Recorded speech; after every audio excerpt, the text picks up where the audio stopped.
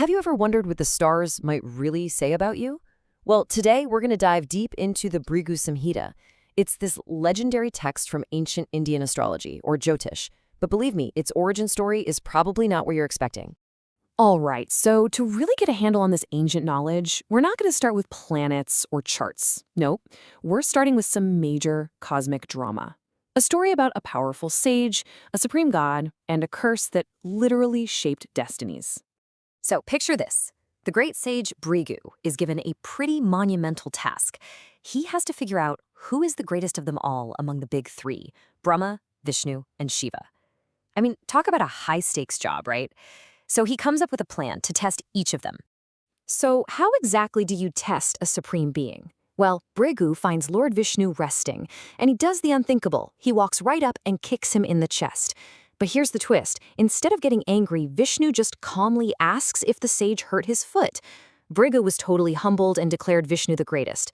But someone else was watching, and she was not happy.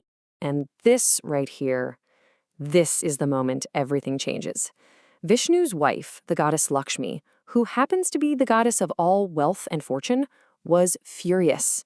Seeing her husband disrespected like that, she unleashes this incredibly powerful curse on Brigu and all of his descendants, basically saying that fortune would abandon them forever. So, faced with this curse of eternal poverty, Brigu had to come up with a solution. He used his incredible divine sight to write the Brigu Samhita, this massive, monumental work of astrology. This wasn't just some abstract text, it was meant to be a guide for all of humanity, and crucially, a respectable profession for his descendants so they could earn a living. A legendary text, literally born from a moment of divine fury. Okay, so we've covered the pretty dramatic why behind all this knowledge. Now let's get into the what, the actual tool that supposedly lets us peek into this cosmic code. So this is a birth chart, or what's called a Janma Kundali. Now, I know, at first glance, it just looks like a bunch of complicated boxes and symbols, but the idea behind it is actually pretty simple. Think of it as a snapshot of the heavens, a celestial map, frozen at the exact time and place you were born. And you know, like any good map, it might look a little overwhelming, but it's really just made of a few key components. To read it, we just need to understand the different locations on the map and the key players moving around in them. Let's start with the structure of the map itself. We're going to start with the absolute foundation of the chart. These 12 sections you see here, they aren't just random boxes. They actually represent the entire spectrum of your life. In Jyotish, these sections are called bhavas, which basically translates to houses, and each of these 12 houses governs a very specific and distinct area of your life. Everything from your personality and your career to your relationships and even your spiritual path. You know, a really great way to think about this is to imagine your life is a grand play. These 12 houses are just the different stages or the settings where all the scenes take place. So one stage is your home, another one is your job, another one is your marriage, and so on. Let's just look at a few quick examples to make this real. The first house, that's all about you, your identity, your personality, your physical body. Then you have the fourth house, which is your private world, your home, your mom, your inner happiness. The seventh house shifts focus to other people. We're talking marriage and partnerships. And the 10th house, that's your public life, your career, your reputation.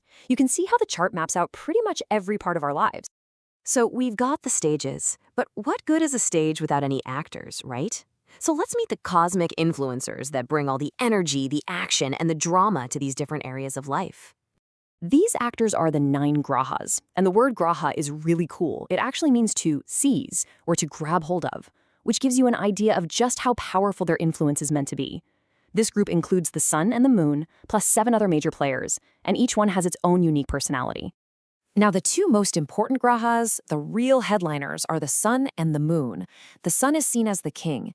It represents your soul, your ego, and your sense of authority. The moon, on the other hand, is the queen. It governs your mind, your emotions, and your inner feelings. They're basically the royal couple of the celestial court. And the rest of the court has really specific jobs, too. Mars is the warrior, bringing all the action and drive.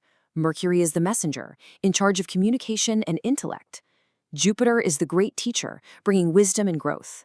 Venus is the artist, ruling over love, beauty, and luxury. And then, You've got Saturn. He's the tough teacher, the taskmaster, who teaches us all through discipline and karma. Okay, so let's recap. We have the stages, the 12 houses of life, and we have our actors, the 9 influential grahas. So how does this all come together to tell your unique story? Well, the secret is surprisingly simple. It's all about the placement. The whole story comes from which actor is standing on which stage. So having Mars, the planet of action, in your 10th house of career is going to create a very different story than if you had Venus, the planet of love, hanging out there. It's that unique combination from the very moment you were born that creates your personal cosmic blueprint. And that's really what an astrologer does. They're not predicting some fixed, unchangeable fate. They're more like interpreters, reading this celestial map to help you understand the unique energies, the strengths, the challenges, and all the potential that you were born with. It's basically a tool for self-awareness. So, from a sage's dramatic curse to a map of the entire cosmos, it's all part of this timeless human search for meaning. And it leaves us with one really fascinating question. If this is your cosmic map, what story does it tell about you?